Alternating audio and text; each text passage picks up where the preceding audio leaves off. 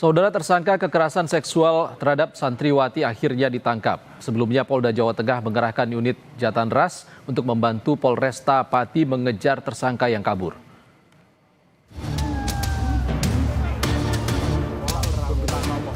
Masyarakat Pati, Jawa Tengah geram usai mengetahui kasus kekerasan seksual terhadap santriwati di pondok pesantren. Terlebih upaya pemeriksaan terhadap pengasuh pondok pesantren yang dilaporkan salah satu santriwatinya menemui jalan buntu usai tersangka kabur. Kabid Humas Polda Jateng mengaku unit Jatan Ras Polda Jateng telah diperintahkan untuk ikut membantu Polresta Pati dalam mengungkap kasus tersebut. Polisi juga mengimbau agar korban lainnya berani untuk lapor karena akan dilindungi oleh unit perlindungan anak Polda Jawa Tengah.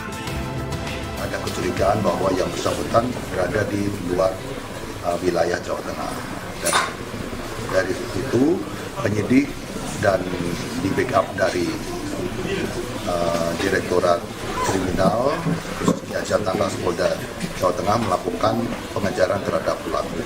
Kita harapkan ada lagi saksi-saksi yang lain yang mau melaporkan dan kita akan menjamin kerahasiaan dan identitas dari yang bersangkutan maupun keluarganya.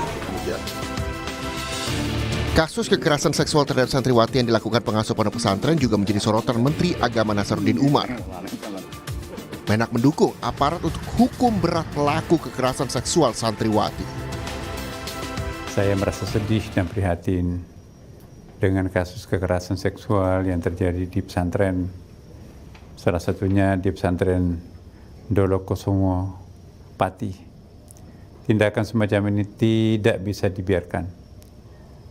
Saya tidak bisa menoleransi kekerasan seksual dalam bentuk apapun dan dimanapun sebetulnya, apalagi kalau itu di pondok pesantren.